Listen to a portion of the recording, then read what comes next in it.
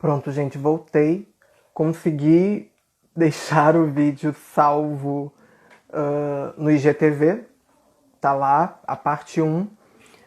Eu tentei baixar porque eu queria jogar no meu perfil pessoal também, mas eu infelizmente não consegui baixar o vídeo, mas está salvo no IGTV. Então vamos aqui para a terceira parte, segunda parte, a continuação. Agora eu começo a falar sobre Roma. Depois de Roma, a constituição da sodomia e a penalização do sodomita, da prática da sodomia pela igreja, pelo discurso religioso. Vou beber uma água enquanto vocês vão se chegando.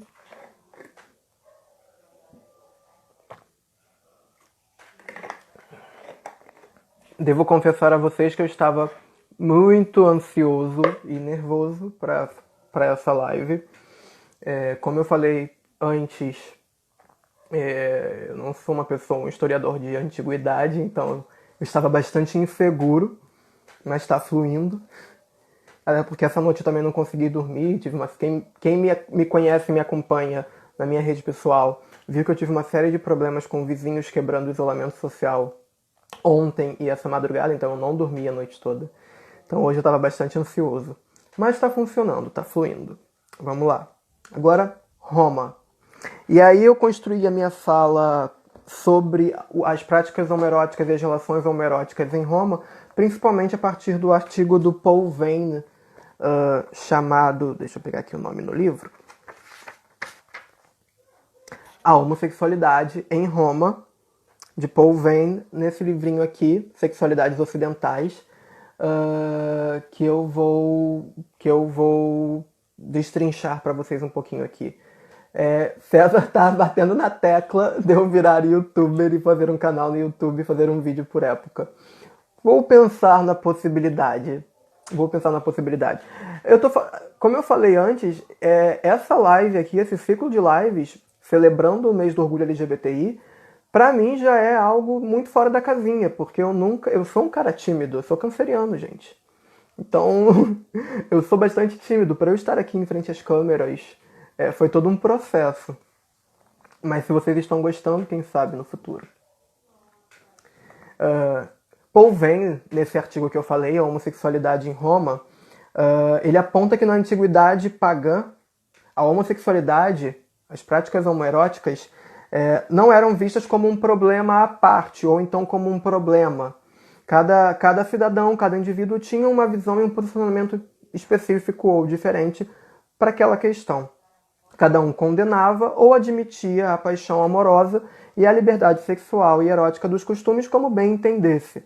Não havia um controle, o dispositivo da sexualidade não era tão forte como em outras sociedades e como viria a se tornar posteriormente, mas ao mesmo tempo esse dispositivo ele se pautava, assim como na Grécia, pela questão da atividade e da passividade.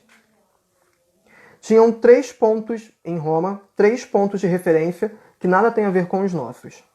Liberdade amorosa ou conjugalidade exclusiva, isso segundo Paul Veyne. Atividade ou passividade no exercício do ato sexual e erótico, como a gente já viu na Grécia. Homem livre ou escravo. Penetrar seu escravo era comum, era normal. O cidadão ele poderia penetrar qualquer um que fosse considerado passivo. Passivo não sexualmente, passivo socialmente. É importante que vocês fixem essa ideia de que a passividade e a atividade na antiguidade clássica era concebida e entendida principalmente a partir da posição social dos indivíduos, dos sujeitos. Era a posição social que aquelas pessoas ocupavam que determinava se eles eram ativos ou passivos, e não como eles atuavam na relação sexual. A relação sexual era uma consequência do posicionamento social do indivíduo, do sujeito. Então, a penetração do escravo não era um problema, não era uma questão. Agora, em compensação, era monstruoso naquela sociedade que um cidadão romano fosse penetrado por um indivíduo passivo, por um escravo, por alguém inferior a ele, social e politicamente. Em Roma, era essencial respeitar as mulheres casadas as virgens, muitas delas que eram enviadas também para templos, e os adolescentes livres por nascimento, o que não acontecia na Grécia. O gênero em si não era um marcador importante, mas sim não ser escravo e não ser passivo socialmente e sexualmente. Não há função pedagógica nessa relação sexual, nessa relação homoerótica, como havia na Grécia. Na Grécia, enquanto a relação homoerótica era pensada com a função erótica, sexual e com a função pedagógica, em Roma não havia esse pensamento de orientação política, social e pedagógica do ato sexual. Era necessário ser ativo, e ser ativo na sociedade romana, consequentemente, era ser másculo, ser viril, ser líder. Os passivos tinham a obrigação de dar prazer, tanto escravos como as mulheres. E era uma sociedade escravagista, né, como a gente bem sabe. Importante ressaltar que uma escravidão diferente da escravidão, do escravismo constituído na época moderna, que foi utilizado nas Américas. Tá, gente? A gente não pode confundir a escravidão que acontecia na Antiguidade com o escravismo que se desenvolve paralelamente ao mercantilismo e à expansão marítima da época moderna. São contextos totalmente diferentes. Ser escravo na Antiguidade não era o mesmo que ser escravo na época moderna. Não confundam. Parênteses também. Já que a gente está no momento de Black Lives Matter e eu, enquanto um homem negro, e a gente está falando sobre escravidão, vou fazer um rápido parênteses. Muita gente racista fala, os negros levantam bandeira, falam da escravidão, bababá, que sempre existiu. Os racistas sempre falam que os escravos, ou zumbi, os negros, eles tinham escravos. A sociedade africana não era pautada na escravidão como as sociedades coloniais e colonizadoras instituíram. A gente tem que ter essa noção. Então, quando alguém vem e fala, Zumbi do Palmares tinha escravos. Não, gente. O que havia era servidão. Era um outro contexto. Tá bom? Fechando parênteses. Voltando. Em Roma, os homófilos, né, as pessoas que mantinham relações com pessoas do mesmo gênero, que fossem passivos, eram expulsos do exército. O exército só aceitava aqueles indivíduos que praticassem relações homoeróticas desde que eles fossem ativos. Se fosse comprovada a prática homoerótica passiva, eles eram expulsos. Ser passivo era visto como um defeito moral. E não manter relações homoeróticas ou homoafetivas não era um problema, como vai se tornar na sociedade moderna. O fato da pessoa manter uma relação homoerótica, homoafetiva com outro indivíduo não era um problema, mas sim a posição social e, consequentemente, a posição sexual que aqueles indivíduos tinham naquela sociedade. Roma era uma sociedade essencialmente machista, bem diferente da Grécia. A Grécia era machista? Era, mas apresentava nuances. Roma não. Roma era pautada no patriarcado. O homem, cidadão ativo, ele mandava em tudo, basicamente. Tomava as principais decisões, enfim. As mulheres estavam para servir e as prostitutas eram vistas como movidas pelo gosto do prazer. A prostituição em Roma era algo bem forte, pois tanto homens como mulheres eram vistos como instrumentos sexuais. As mulheres e os homens vistos como passivos.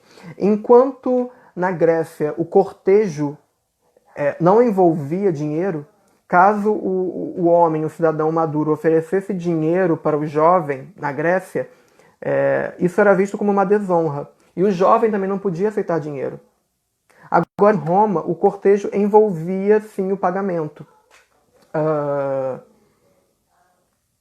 Cortejar, como eu disse, era oferecer dinheiro, o que na Grécia era uma desonra. A decadência de Roma começa a se dar quando as primeiras seitas cristãs começam a se espalhar pelos pobres de Roma. Fazendo um resumo, né, gente? Nas sociedades primitivas e da Antiguidade Clássica, havia uma forte relação, como eu falei no vídeo anterior, entre a sexualidade e a religião. As sociedades primitivas, elas se organizavam e tinham ritos religiosos que a sexualidade passava por aquelas práticas. esses atos rituais, tanto homossexuais quanto heterossexuais, eram muitas vezes parte das cerimônias religiosas. Com a ascensão das lideranças cristãs em Roma, como por exemplo Paulo de Tarso, foi se desenvolvendo a repressão da sexualidade, como um modo de evitar o que era considerado pecado. Na verdade, uma forma de se afastar da antiguidade pagã. Então, quando o cristianismo começa a se organizar e a se espalhar pela sociedade romana, e a igreja começa a dar os seus primeiros passos enquanto uma instituição forte, eles não começam a condenar as práticas homoeróticas à toa. Enquanto prática religiosa, o cristianismo se organizou como uma forma de substituição das religiões pagãs. Tanto que a gente vê a manutenção, a apropriação e a ressignificação de vários rituais. Por exemplo, domingo, um dia tradicional de rituais católicos, né, o dia da missa. Na antiguidade pagã, era um dia de ritualidade ao deus do sol, ao deus da prosperidade. O que a igreja fez? A igreja se apropria dessa prática religiosa e transforma em uma prática sua. E como que a igreja, o cristianismo que estava se consolidando e se organizando naquele momento, vai afastar as práticas homoeróticas? Vai falar que aquilo era pecado, porque a prática homoerótica, as relações homoeróticas, estavam totalmente relacionadas com os rituais religiosos pagãos. E a Igreja Católica condenava, o cristianismo condenava o paganismo. Tudo que a Igreja Católica, o cristianismo, não precisava naquele momento era do paganismo. Então, como forma de superar aquele contexto, aquela religiosidade, aquelas práticas religiosas que envolviam as relações homoeróticas, a sexualidade começa a ser controlada. O cristianismo forja discursos onde o homoerotismo se torna um pecado, portanto, condenável. E com a queda de Roma, a gente tem o início da Idade Média. Antes disso, em 342 d.C., nós temos o imperador Constantino I instituindo, né, ele antes da morte dele, ele se converte e se batiza ao cristianismo, devido ao avanço do cristianismo pelo Império Romano. Então ele se batiza e acaba adotando o cristianismo como a religião oficial do Império Romano. E assim ele começa a penalizar as práticas homoeróticas, porque o cristianismo já condenava. E Valentino, que foi o imperador que sucedeu a Constantino, instituiu a pena de morte na fogueira para o crime da sodomia. Em 538 d.C., o imperador Justino codificou a lei romana prescrevendo torturas, mutilações e castrações para os homossexuais como um prelúdio da execução. Com o crescimento e o fortalecimento do cristianismo e da constituição da igreja, a homossexualidade e as práticas homoeróticas passam a ser decisivamente criminalizadas como práticas homoeróticas. Isso vai se dando ao longo da Idade Média como uma forma de superar, de suplantar, de apagar o paganismo e a antiguidade. A igreja traz todo um discurso, toda uma linguagem de uma nova sociedade em que um Deus único ocuparia a centralidade do universo e o homem, nós, indivíduos, estaríamos abaixo desse Deus e deveríamos obedecer a esse Deus, porque senão a gente poderia ser castigado. E os pecados trariam castigos divinos, como a gente tem a grande enchente de Noé, ou então a própria destruição de Sodoma e Gomorra. Sodoma, de onde vai vir a palavra sodomita criada pelo discurso religioso.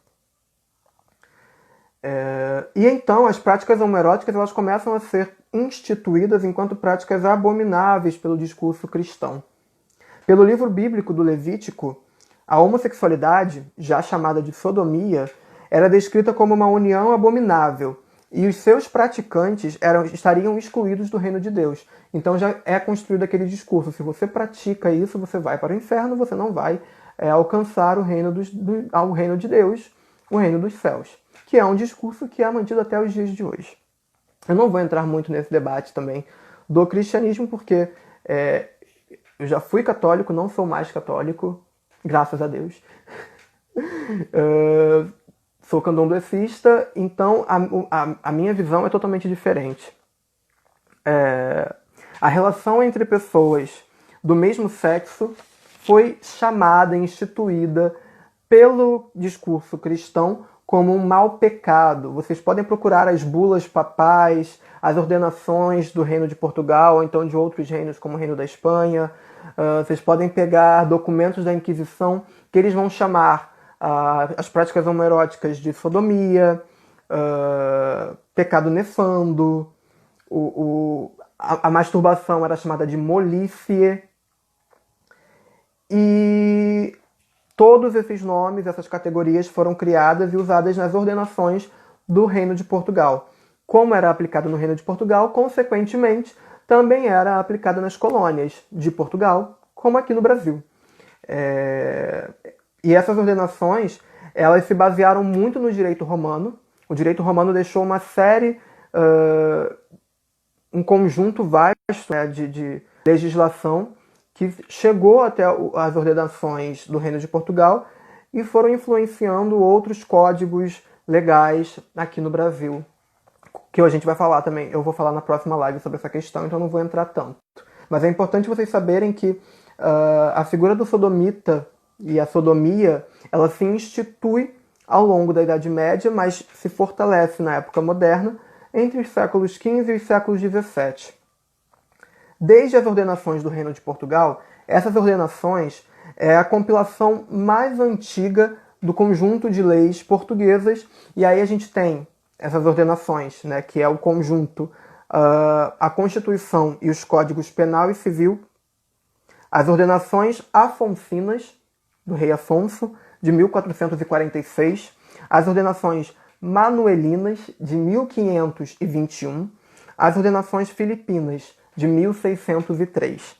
Sendo que as duas últimas, as manuelinas e as filipinas, elas tiveram como base as afonsinas, de 1446.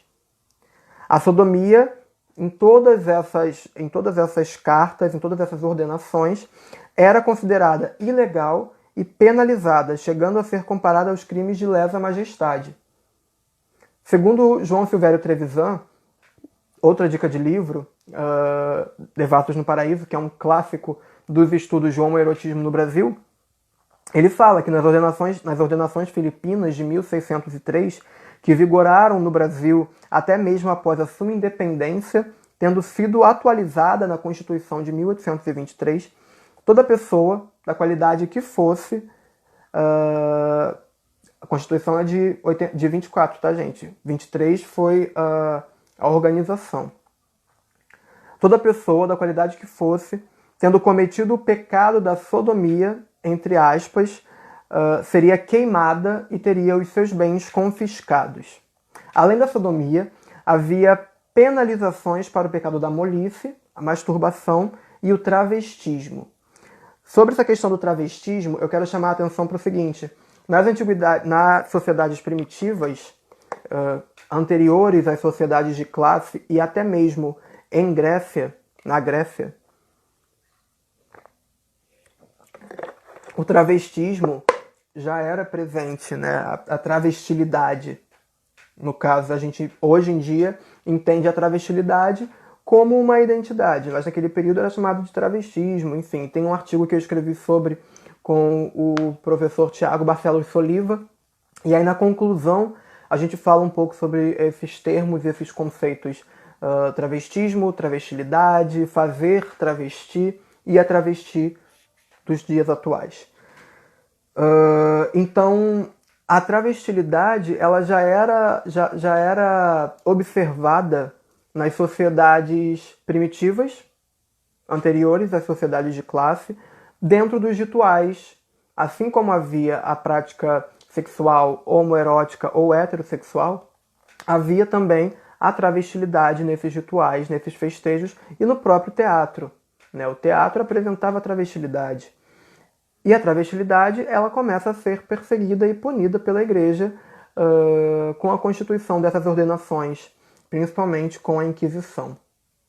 Segundo a tradição judaico-cristã, os pecados traziam castigos divinos, como eu falei.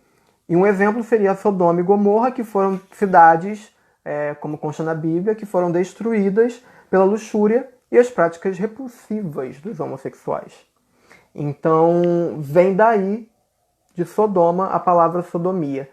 E aí eu retomo a minha fala inicial, que está no outro vídeo, quando eu falei sobre os conceitos de homossexualidade, homossexualismo e homoerotismo e práticas homoeróticas.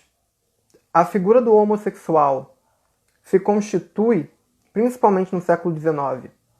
Mas o sodomita, enquanto uma categoria classificatória, é constituída na época moderna, na Idade Média, na época da passagem da Idade Média para a época moderna. Então, se antes da Idade Média, na Antiguidade, nas sociedades primitivas e depois nas sociedades de classe, como Grécia, Roma, enfim, se naquele período a prática não definia o indivíduo, o indivíduo não era essencializado por suas práticas ou por seus interesses afetivos e sexuais e eróticos, isso se modifica com a ascensão do cristianismo. Com a ascensão do cristianismo, o interesse sexual e afetivo dos indivíduos começa a defini-los. Então você é aquilo com quem você se deita. Se você se deita com homens, você é um sodomita. E isso não era aceito. Isso não acontecia na antiguidade. É nesse momento que eu retomo o título dessa live, como eu falei, de práticas homoeróticas, a constituição da sodomia.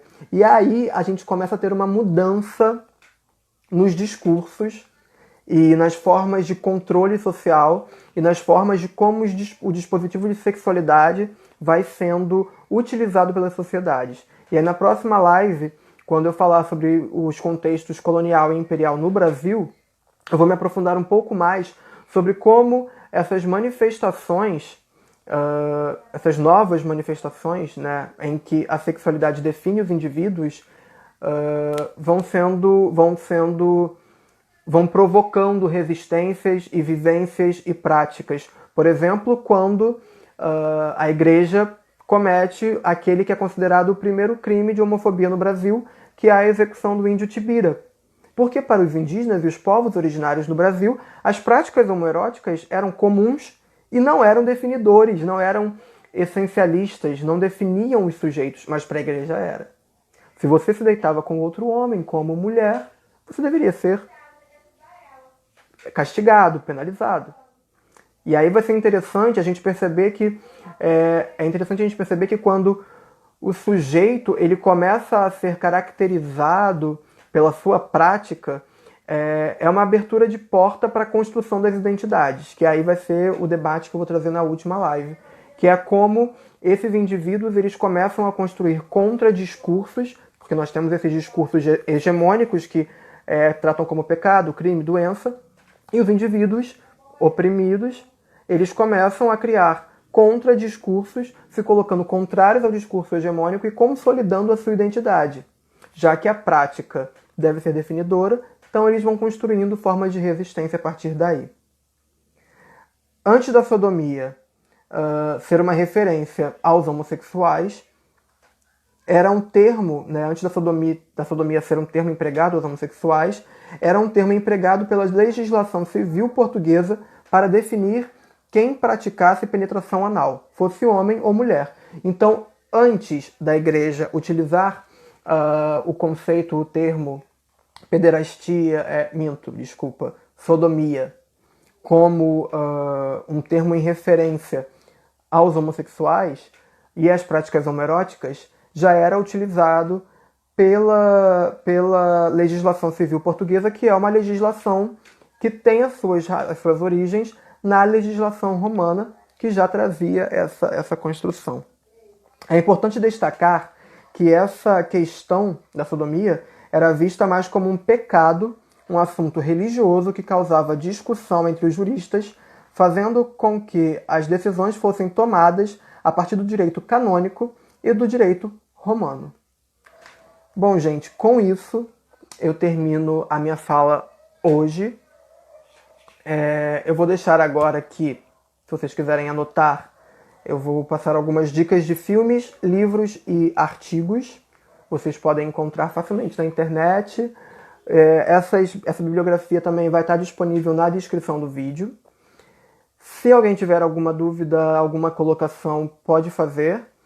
Eu não sei se eu vou conseguir dar conta, porque eu não estudo antiguidade, mas eu vou tentar, tá bom? Então, dicas de filme. Embora as práticas homoeróticas e as relações homoeróticas, o homoerotismo, não seja a questão central desses filmes, e muitas vezes só é percebido, a relação homoerótica só é percebida nas entrelinhas, são filmes muito interessantes para vocês observarem e tentarem perceber como que naquelas épocas, naquelas sociedades, já havia esse tipo de relação. Ou seja, no tempo deles tinha isso sim. Então as dicas de filme. Alexandre o Grande, que eu considero um dos filmes que deixam de forma mais clara, mais explícita, a relação homoerótica entre Alexandre, Hefestion e o servo Báguas. Troia, que não se concentra na relação de Aquiles e Patroclo, mas a relação está ali. E Calígula, que fala sobre a devassidão dos imperadores romanos, né, especialmente Calígula, mas ao mesmo tempo, com toda a licença poética que esse filme tem de uma produção hollywoodiana, é um filme que mostra como os cidadãos romanos se viam enquanto figuras centrais naquela sociedade e detentores de um poder e de um controle que eles exerciam sobre todos os outros que consideravam inferiores. Então, o filme Calígula é um filme bem legal para quem quiser entender justamente essa questão da passividade, da atividade e da passividade na sociedade romana. Livros. O livro Trópico dos Pecados, Moral, Sexualidade e Inquisição no Brasil, de Ronaldo Vanfas. É um clássico. Ele fala sobre a Inquisição, fala sobre a perseguição aos homossexuais, fala sobre a figura do sodomita, a penalização da sodomia. A História da Sexualidade, os 3 volumes do Foucault, não posso deixar de fora, porque são os livros que vão falar justamente sobre como se constitui essa figura do homossexual. A Homossexualidade na Grécia Antiga, de Kenneth Dover. Atos Nefandos. Eclesiásticos homossexuais na Teia da Inquisição, de Verônica Gomes. Triunfo do Falo. Homoerotismo, Dominação, Ética e Política na Atenas Clássica, de Daniel Barbo. A Origem da Família, da Propriedade Privada e do Estado, de Friedrich Engels. A Inocência e o Vício, Estudos sobre o Homoerotismo, de Jurandir Freire Costa. Devassos no Paraíso, o nosso clássico do João Silvério Trevisan. E também esses 3 livrinhos aqui. Primeiro, o que é a homossexualidade. Eu tenho a edição de... Essa aqui é de 83, mas vocês encontram em PDF, do Peter Fry e do Edward McRae. É um livro um pouco datado, tem uma linguagem já ultrapassada, por exemplo, eles falam os travestis, mas tem um debate conceitual teórico bem importante, principalmente no que tange à discussão da homossexualidade como uma questão social e cultural e não médica, religiosa, enfim. Esse livrinho aqui do Hiro Okita, Homossexualidade, da Opressão à Libertação, é um livro da década de 70 a 80, se eu não me engano, mas é um livro, eu tenho a versão de 2015, que tem que se tomar muito cuidado. Por quê? Eu até escrevi aqui. Informações trazidas pelo autor devem ser lidas de forma crítica, porque não cita as fontes.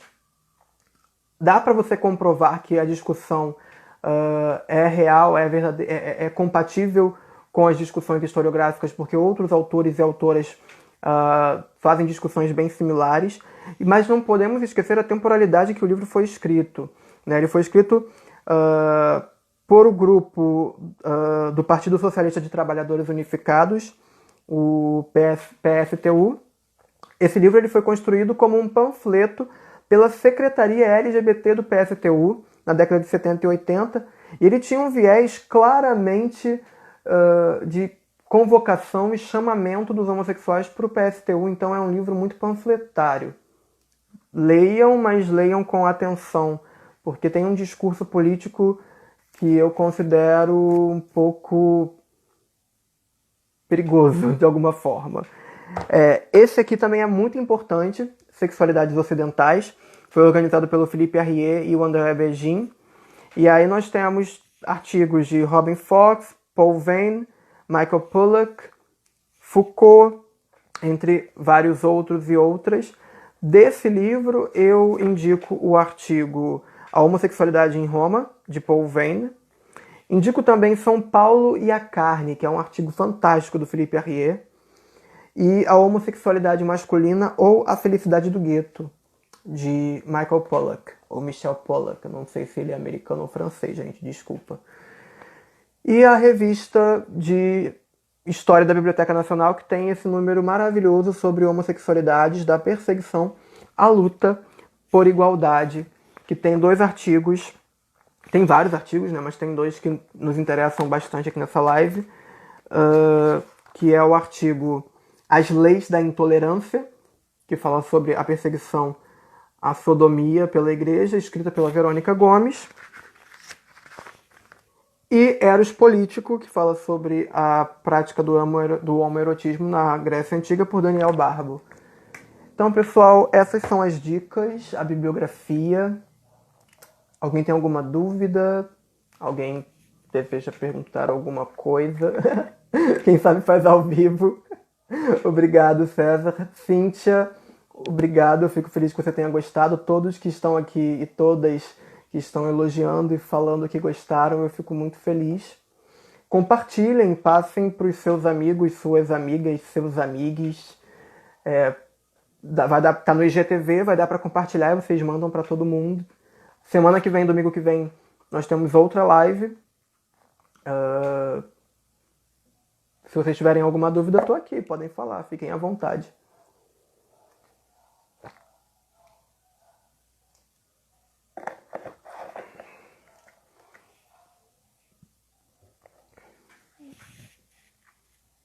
Não, acho que não. Gente, então eu tô bastante feliz. Alguma coisa na minha língua. Tô muito contente que deu certo, funcionou. Feliz que vocês gostaram, que vocês aprovaram. César me deu um baita apoio. Muito obrigado. Muito obrigado a todos vocês que assistiram. E é isso, gente. Vocês fizeram até um time YouTube, faz YouTube e tal. Vou pensar na possibilidade. Quem sabe? Muito obrigado por terem estado comigo aqui esse tempinho. Por terem me ajudado a romper um pouco o isolamento social e me comunicar com vocês e trocar um pouco de conhecimento histórico. A gente continua no domingo que vem, tá bom? Beijo. Lembrando que o vídeo vai ficar salvo no IGTV. Se cuidem, lavem as mãos, sejam, por favor, antirracistas, mais do que antifascistas, e fora Bolsonaro.